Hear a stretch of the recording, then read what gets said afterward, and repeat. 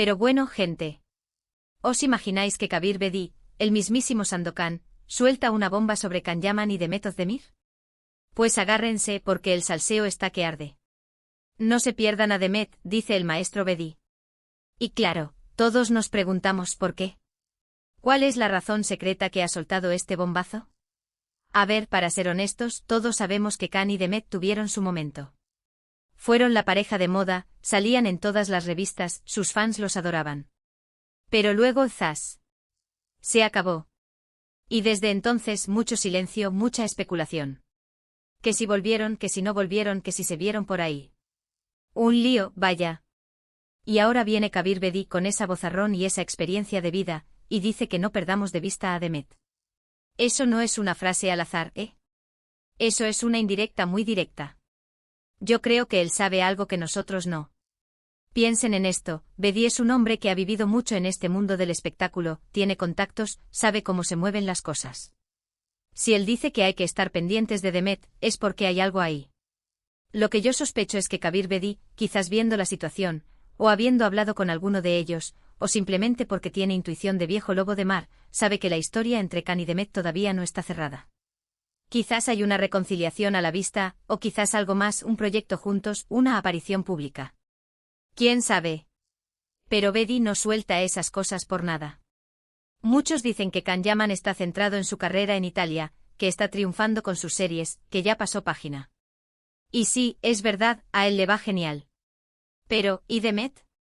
Ella también está en un momento dulce con sus propios proyectos, su propio público. ¿Por qué ahora Bedi pone el foco en ella, diciendo que no la perdamos? Es que me da a mí que Can y Demet tienen un capítulo pendiente. Imagínense por un momento, ¿sería posible que estuvieran planeando algo juntos? No sé, una película o una serie, o simplemente que hayan vuelto a verse y a estar juntos en privado. El mundo del corazón es un misterio, y más cuando hay dos personas tan mediáticas. Pero que Kabir Bedi, y no un cualquiera, diga esto, le da mucho peso a la teoría de que algo se mueve.